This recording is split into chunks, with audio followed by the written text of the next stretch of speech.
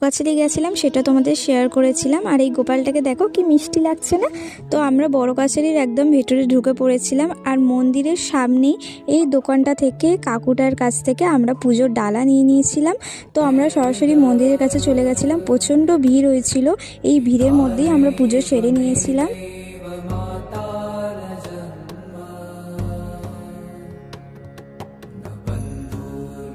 পুজো দিয়ে তারপর আমরা সবাই মিলে ঘাটের কাছে চলে গেছিলাম।